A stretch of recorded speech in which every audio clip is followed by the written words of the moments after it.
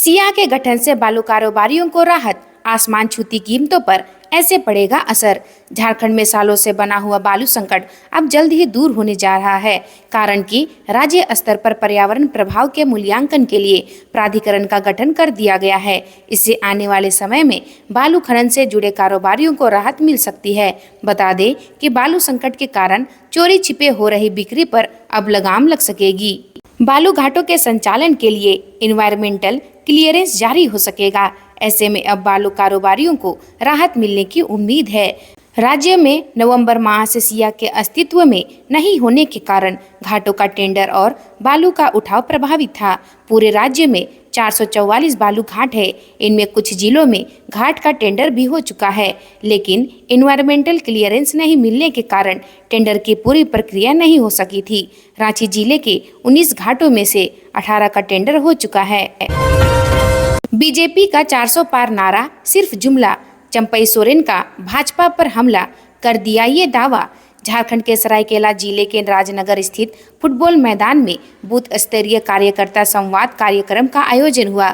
इस दौरान प्रदेश के मुख्यमंत्री चंपई सोरेन शामिल हुए। वहीं कार्यकर्ताओं को संबोधित करते हुए भारतीय जनता पार्टी पर जमकर निशाना साधा। उन्होंने भाजपा के 400 सीट पार नारा को जुमला बताया। वहीं झारखंड की सभी 14 सीटों पर जीत का दावा किया है। उन्होंने कहा कि इस बार फिर गारंटी का जुमला फेंका है। आखिर भाजपा की कौन सी गारंटी है, कोई समझ नहीं पा रहा है।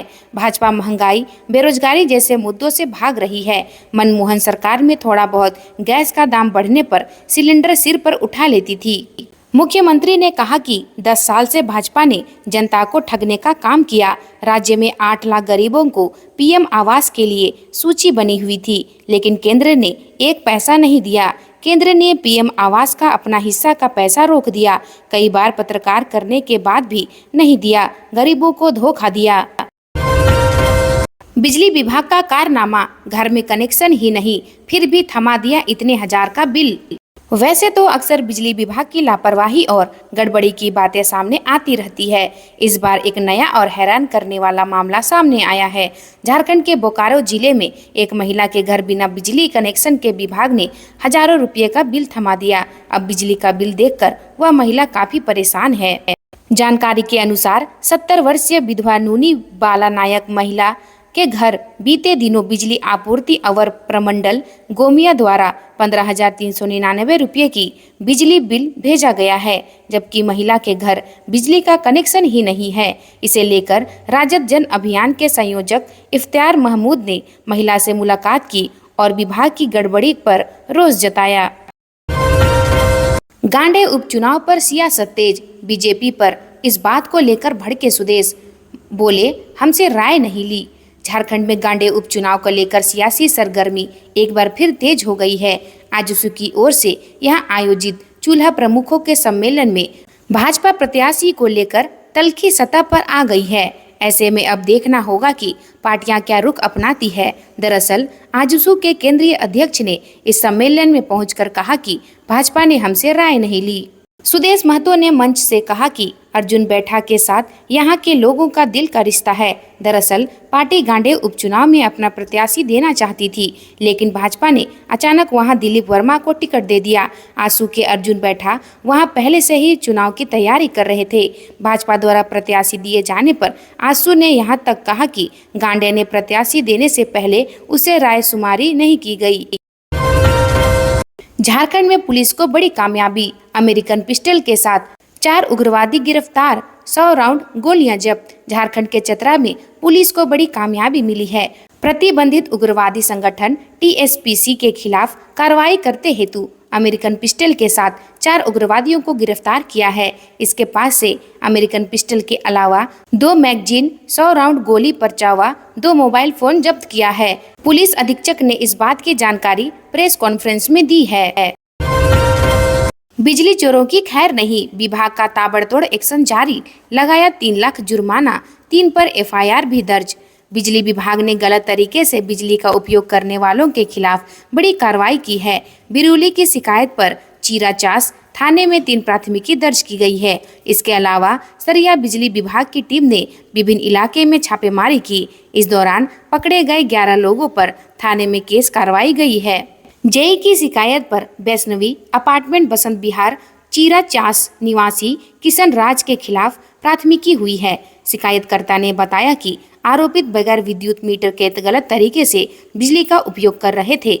बगैर मीटर पानी व मोटर व लिफ्ट चलाया जा रहा था। रामनवमी को लेकर आ गई पुलिस की नई गाइडलाइन, इन बातों का रखे ध्यान, नहीं तो होगी कार्रवाई।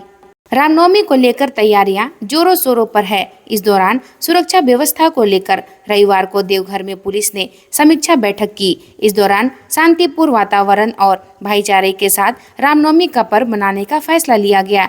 पुलिस ने इस मौके पर जुलूस और अखाड़ा को लेकर जानकारी ली। वहीं शरारती तत्वों से निपटने को लेकर भी रणनीति तैयार हुई। उन्होंने कहा कि अगर कहीं किसी तरह की गड़बड़ी होने की संभावना हो तो उसके बारे में अविलंब सूचना दे। शरारती तत्वों के खिलाफ सख्ती से निपटा जाएगा। यह भी कहा गया कि अफवाह पर ध्यान नहीं दिया जाए। साइबर ठगों को पकड़ने गई थी मुंबई और झारखंड पुलिस की टीम, अचानक कर दिया हमला। देवघर के जग्गाडीह गांव में साइबर ठग को पकड़ने गई मुंबई और करौ पुलिस पर हमला कर दिया गया। इस दौरान माहौल का फायदा उठाकर आरोपित फरार हो गए। हमले में करौ थाना का एक जवान और मुंबई पुलिस के एक अधिकारी को चोट लगी है। वहीं मुंबई पुलिस व वाहन क्षतिग्रस्त हो गया है। साथ ही लोकल पुलिस की गाड़ी का शीशा टूट गया है। छापेमारी के दौरान साइबर ठग को पकड़ा ही था कि अचानक पुलिस पर हमला कर आरोपी को छुड़ा कर लोग ले गए। घटना के समय अफरा तफरी मच गई। घटना के पुलिस वाहन क्षतिग्रस्त हो गया। मामले को लेकर करौ थाना में पुलिस ने प्राथमिकी दर्ज कराई है। जमीन घोटाले में आरोपी झारखंड के पूर्व सीएम हेमंत सोरेन की जमानत के लिए याचिका दाखिल, मंगलवार को होगी सुनवाई। जमीन घोटाले में आरोपी झारखंड के पूर्व सीएम हेमंत सोरेन की जमानत के लिए याचिका दाखिल की गई है। मंगलवार को पीएमएलए की विशेष अदालत में सुनवाई होगी। इस केस में कुछ दिनों पहले जमीन के फर्जी दस्तावेज तैयार करने वाले मोहम्मद सद्दाम को ईडी ने गिरफ्तार किया था। हेमंत सोरेन से जुड़े लैंड स्कैम केस में ईडी प्रोसिक्यूशन कंप्लेन पर अदालत ने संज्ञान लिया है। जमीन घोटाला में 31 जनवरी 2024 से हेमंत सोरेन रांची की होटवार जेल में बंद हैं।